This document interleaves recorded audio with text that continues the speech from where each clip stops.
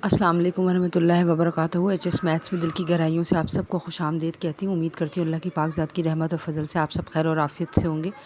अल्लाह ताला आप सबको और हम सबको हर तरह की छोटी बड़ी मुसीबतों से महफूज रखे और अपनी अमान में रखे। आमीन सुम आमीन। बेटा ये बोर्ड एग्जामिनेशन क्वेश्चन है, सिंटेक्स बुक मैथमेटिक्स क्लास 9 का 2021 का सवाल है जो हम ज्योमेट्री का सॉल्व करने जा रहे हैं। चले हम शुरू करते हैं। हिफ्ज़ व अमान में रखें। वीडियो शुरू करने से पहले आपसे रिक्वेस्ट करूंगी, प्लीज़ मेरे चैनल को सब्सक्राइब कर लें, जिस तक हो सके इस लिंक को शेयर करें ताकि ज़्यादा से ज़्यादा बच्चे इससे फ़ायदा हासिल कर सकें। बेटा ये हम कर रहे हैं बोर्ड एग्जामिनेशन क्वेश्चन है 2। क्वेश्चन नंबर 11 के 2 पार्ट आए थे, उसमें करना आपको एक था। दोनों ज्योमेट्री के हैं, बहुत आसान है और मैंने सोचा कि इसकी बहुत रिक्वेस्ट आई है मेरे पास, तो मैं उसकी प्रैक्टिस आपको करवा दूँ। तो मैंने इसमें क्या किया, आपको पता है हमें 4 चीज़ें करनी होती हैं ज्योमेट्री में। गिवन चाहिए, रिक्वायर्ड चाहिए, स्टेप ऑफ कंस्ट्रक्शन चाहिए और रिजल्ट चाहिए। क्योंकि वीडियो बहुत ज़्यादा लंबी हो जाती है, लेंदी हो जाती है, पैनिक होता है काफ़ी आपके लिए भी और मेरे लिए भी। तो मैंने जो ज़रूरी चीज़ें उसको छोड़ के बाकी चीज़ें मैं लिख लेती हूँ कि जो आपको समझा दूँगी और आप कर लेंगे। हमेशा याद रखें, जब आप ज्योमेट्री की डायग्राम बनाते हैं तो आप काइंडली एक रफ़ स्केच कॉर्नर साइड पे ज़रूर ड्रॉ करें और उसको देखकर आपको मैं गारंटी देती हूँ आपकी कभी कोई मिस्टेक नहीं होगी।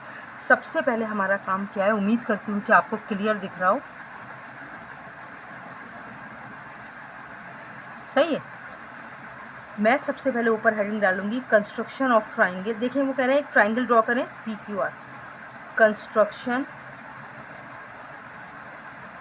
ऑफ अ ट्राइंगल PQR, ये मैंने ऊपर हेडिंग डाल दी। ठीक है, अब मैं एक रफ स्केच ड्रॉ करूंगी ट्राइंगल का, जिसमें वो कह रहे हैं PR और QR बराबर है और दोनों 4.7 सेंटीमीटर के हैं। तो मैं ऐसा करती हूँ, एक रफ स्केच ड्रॉ करती हूँ।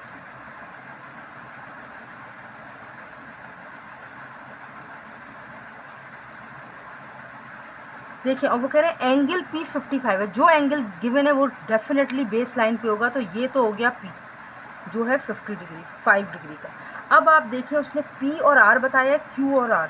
Q अगर मैं यहाँ लिख दूंगी, सही है, तो मैं यहाँ PR पहले, PR अगर मैं यहाँ लिख दूँ तो वो और QR, Q यकीनन ऊपर बनेगा, QR ये दोनों मिलाते हैं 4.7 सेंटीमीटर।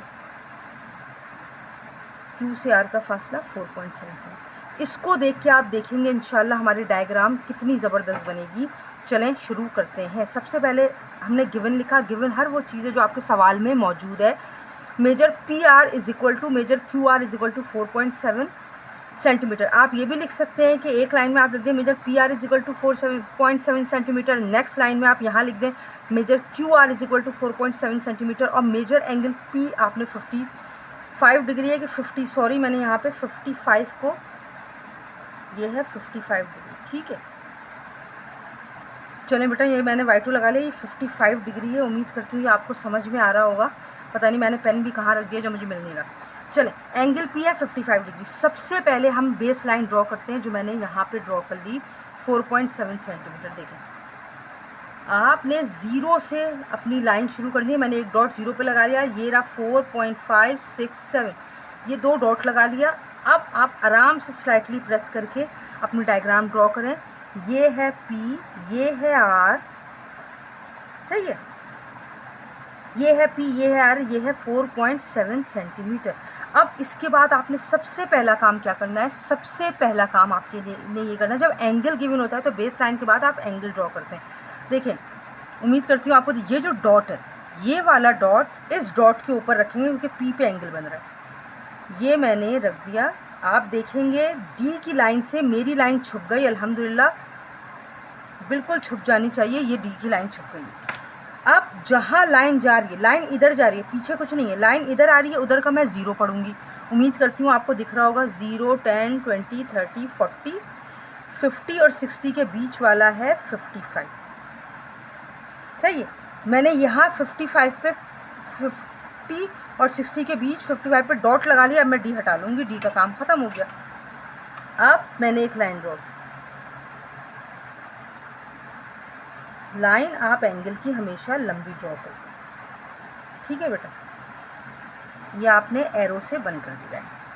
अब गिवन आपने लिख लिया, measure angle P 55 degree, P R Q R 4.7 है। अगर आप अलग अलग लिखें पी आर 4.7 क्यू आर 4.7 तो भी चल जाएगा। अब रिक्वायर्ड क्या है हमें, to construct a triangle P Q R. Step of construction कभी भी याद नहीं की जाती, इस बात को ध्यान में रखें। आप लिखें ड्रॉ पी आर 4.7 सेंटीमीटर जो हमने की, या आप लिखें ड्रॉ लाइन सेगमेंट। आपको पता होना चाहिए लाइन सेगमेंट वो होती है जिसकी मेजरमेंट गिवन होती है, और लाइन वो होती है जिसकी मेजरमेंट गिवन नहीं होती। लाइन सेगमेंट का साइन है ये, सही है। पी आर 4.7 सेंटीमीटर है, ये आपने ड्रॉ कर ली। एट पी, पी पर आपने एक एंगल ड्रॉ किया है जिसका नाम है 55। At P draw an angle of, यहाँ मैंने एंगल नहीं लिखा, उम्मीद करती हूँ आपको दिख रहा होगा। Draw an angle of 55 degree, कोई बात नहीं, हो जाता है। फ्रॉम पॉइंट आर, आर से draw an arc of 4.7 centimetre. आप अगर ये कहें कि टीचर 4. हम डायरेक्ट स्केल से करें, देखिए बेटा डिपेंडिंग है। अगर मैं इस तरह रखूँ, मैं किस तरह रखूँगी, मैं इस तरह रखूँगी तो जाके 4.7 आएगा, मुझे नहीं पता इस तरह रखूँ, इस तरह रखूँ, किस तरह रखूँ। तो हम ऐसी सूरत हाल में हम क्या करते हैं, 4.7 सेंटीमीटर का आर्क ड्रॉ करते हैं। आर्क कैसे ड्रॉ करते हैं, क्योंकि आर से क्यू का फासला हमें पी और आर मिल गया, हमें अभी क्यू नहीं मिला। मैं स्केल की हेल्प नहीं ले रही, क्यों नहीं ले रही, आप चाहे स्केल से ले लें। ये देखें पी से क्यू, पी से आर भी 4.7 है और आर से क्यू भी 4.7, तो मैंने इधर ही इन दोनों का बिल्कुल प्रॉपर मैंने बराबर ले लिया, यानी 4.7। अब चाहूँ तो मैं ये स्केल पर भी लेके आपको दिखा सकती हूँ, 4.5, 6, 7 ये रहा, और ये देखें अल्हम्दुलिल्लाह 0 पर आया। ठीक है, ये मैंने लगाया एक आर्क। जैसे ही मैंने आर्क लगाया, पी आर के बाद मुझे क्यू का पॉइंट मिल गया। जहाँ ये आर्क इस लाइन को टच कर रहा है वहाँ मैंने पॉइंट शो किया, और ये मैंने ड्रॉ कर दी लाइन। और मुझे पता है कि आर से क्यू का फासला भी 4.7 सेंटीमीटर था, तो वो मैंने लिख लिया। तो मैंने लिखा from point R draw an arc of 4 centimetre. फिर मैंने कहा पी एंड आर, पी और आर जो है will meet at point Q. कहाँ जाके मिल रहे हैं, एक पॉइंट है क्यू पे। नाउ रिजल्ट क्या हो गया, P Q R is a required triangle. इतना आसान सवाल आपके हाथों में है अगर आप समझना चाहें तो। ऊपर हेडिंग आएगी construction of triangle P Q are, नीचे आप लिख सकते हैं जो आपको गिवन दिया हुआ है वो आप लिख दें, मेजर पी क्यू। दोबारा लिखें, कंस्ट्रक्शन पेज तो बिल्कुल अलग होता है। पी क्यू बराबर है, पी क्यू बराबर नहीं है, I am so sorry, P और आर बराबर है, आप लिखे पी आर 4.7 सेंटीमीटर है, कॉमा मेजर, क्योंकि मेरे पास जगह नहीं, आप चाहें तो वर्टिकल लिख सकते हैं, मैं हॉरिजॉन्टल इसलिए लिख रही हूँ कि I don't have a place. Measure R Q, measure का आर एम स्मॉल होगा, आर क्यू भी 4.7 सेंटीमीटर है, and measure angle P is equal to 55 degree. ये आपने लिख दिया, और यहाँ लिखा therefore P Q R is a required triangle. ये बात आपको समझ में आ गई होगी इंशाल्लाह। तो जल्दी से एक और क्वेश्चन है, क्योंकि चॉइस आई थी, क्वेश्चन नंबर 11 के 2 पार्ट थे और उन्होंने कहा था do any one of them, सही है, लेकिन मैं आपको दोनों ही करवा रही हूँ। नेक्स्ट पेज पर भी क्वेश्चन नंबर 11 ही शो हो रहा है, आप ये परेशान नहीं होइएगा, अभी वो 11 था ये 12 होगा नहीं। आपको ज्योमेट्री के 2 सवाल आए थे, उसमें से लिखा हुआ था क्वेश्चन नंबर 11 ये था, और फिर और लिख के नेक्स्ट क्वेश्चन नंबर 11 था, और उसमें से आपको कोई एक करना था, लेकिन मैं आपको दोनों करा रही हूँ। चलें नेक्स्ट की तरफ चलते हैं जल्दी से। चलें बेटा, इंतहाई आसान सवाल है, और सवाल क्या है, any point on the bisector of an angle, यानी कि आपको पॉइंट्स नहीं कहा है, पॉइंट यानी एक ही कोई एंगल आपको बाइसेक्ट करना है। इस बात का ध्यान रखा करें, प्लूरल हो तो 2 की बात हो रही है, सिंगुलर हो तो 1 की बात हो रही है। ऑन द बाइसेक्टर आपको एंगल ड्रॉ करना है, एंगल के लिए आपको 2 आर्म्स के बीच में एंगल बनता है। Of an angle is equi distance from its point it's arms, prove it. अच्छा, सबसे पहले वो पहले ही बता रहे हैं any point on the bisector, यानी आपने बाइसेक्ट करना है किसको, ऑफ एन एंगल, एंगल को, एंगल बाइसेक्ट। अच्छा, मैं यहाँ लिखूंगी bisection of angle, bisection of an angle equi distance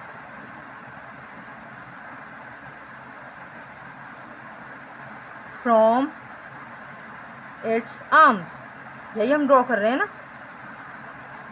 ये मैंने हेडिंग लिख दी ऊपर टॉप पे। अब मुझे एक क्या करना है, एक एंगल को बाइसेक्ट करना है। तो लाजमी बात है मुझे पहले एक एंगल ड्रॉ करना पड़ेगा। वो एंगल कितने डिग्री का ये नहीं बताया तो हम अपनी मर्जी से ड्रॉ करेंगे।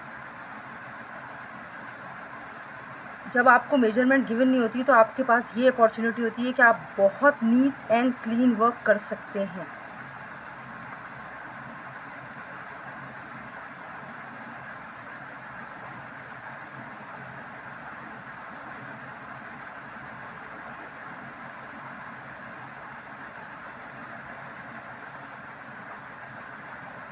ये आपका एक आपने ये आर्म्स कहलाते हैं, आर्म, ये भी आर्म कहलाता है। यानी दो लाइनें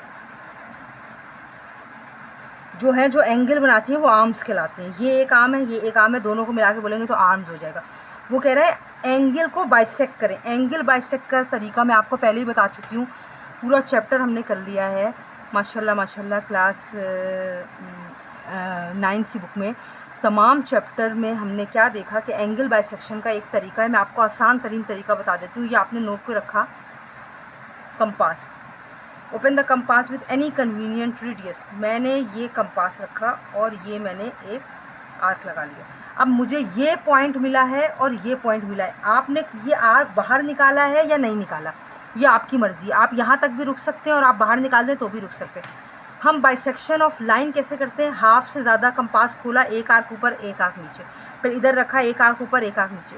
बहरहाल वो लाइन बाइसेक्शन है। हमें एंगल बाइसेक्ट करना है। हमारे पास एक पॉइंट ये रहा, एक पॉइंट ये रहा। मैं हाफ से ज़्यादा कंपास ओपन करूँगी इन दो पॉइंट्स के बीच में। समझे, ये मैंने हाफ से ज़्यादा ओपन कर लिया। उम्मीद है आपको दिख रहा होगा। एक तो मेरे हाथ स्लिप होते हैं क्योंकि मैं ग्लव्स पहनती हूँ। बेटा सॉरी, इधर रखा,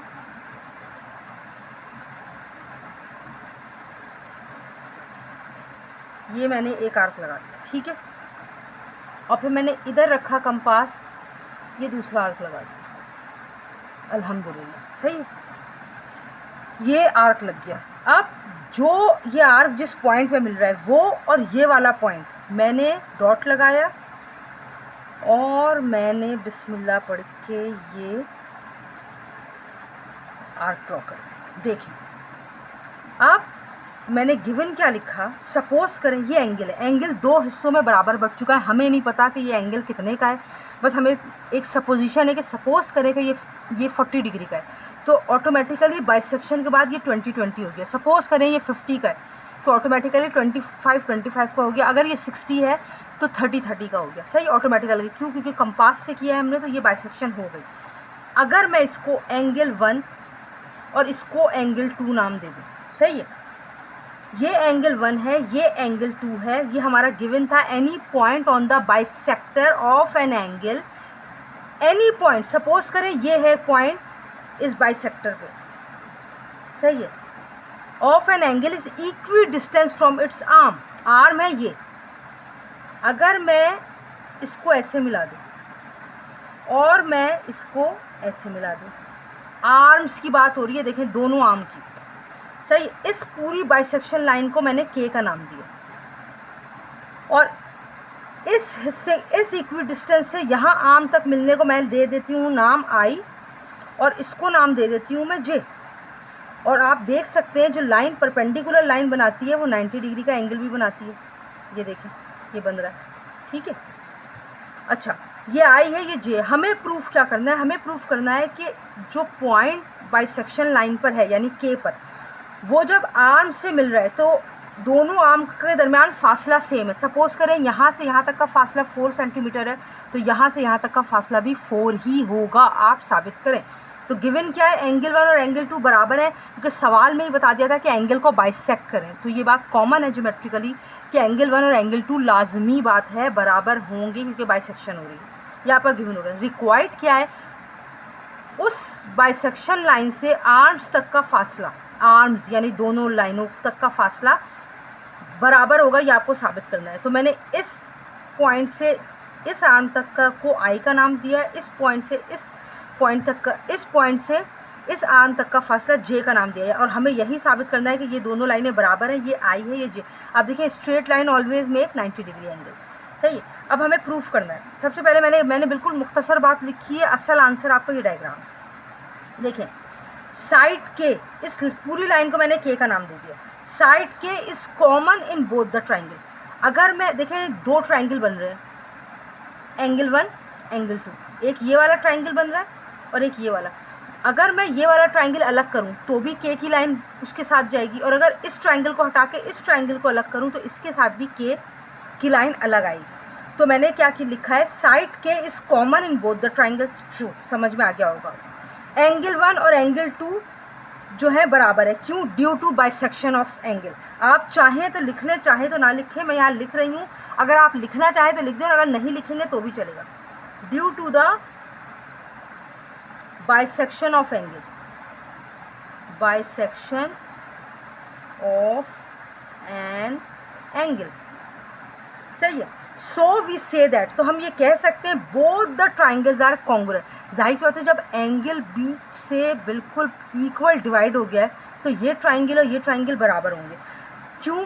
देखिए आई, ये जो साइन होती है ना, ये उल्टा जो टी बनाते हैं, ये होता है परपेंडिकुलर, यानी ऐसी लाइन जो 90 डिग्री का एंगल बनाए। देखिए ये इस आर्म पे 90 डिग्री बनाना है, ये इस आर्म पे 90। आई परपेंडिकुलर है ओ और एल पर, एल इसको मैंने नाम दिया, ठीक है। और जे परपेंडिकुलर है ओ एन तक, एल एम एन, ये आप नाम दे दें, जो चाहे नाम दें। आप ये बता रहे हैं कि आई ओ एल पे परपेंडिकुलर लाइन ड्रॉ कर रहा है और जे ओ और एन पे परपेंडिकुलर लाइन ड्रॉ कर रहा है। तो तीन बातें आपने प्रूफ की हैं। एक एंगल 1 90 डिग्री, एंगल 2 90 डिग्री, ठीक है। यानी कि एक एंगल, और हर ट्राइंगल का दो एंगल है और एक साइड है जो कॉमन है, वो है के। यानी कि दो एंगल और एक साइड, एंगल साइड एंगल बराबर है एंगल साइड एंगल। यानी इस ट्राइंगल का एंगल साइड और एंगल बराबर है इस ट्राइंगल के एंगल साइड और एंगल के। जब सब कुछ बराबर है तो फिर जाहिर बात है आई और जे भी बराबर है, ये आपने प्रूफ कर दिया। उम्मीद है कि आपको समझ में आया होगा। कैसे समझ में आया प्लीज़ मुझे ज़रूर बताएं। आपके फीडबैक का मुझे इंतज़ार रहेगा। अपनी दुआ में मुझे याद रखिए। मेरे चैनल की तरक्की के लिए एक दफ़ा दिल से दुआ कर दें कि अल्लाह ताला इसे मेरे लिए हलाल रिज़्क़ का ज़रिया बना दे। आमीन सु आमीन। अपनी दुआओं में मुझे याद रखिएगा। नेक्स्ट वीडियो में जल्द मिलेंगे। अल्लाह हाफ़िज़।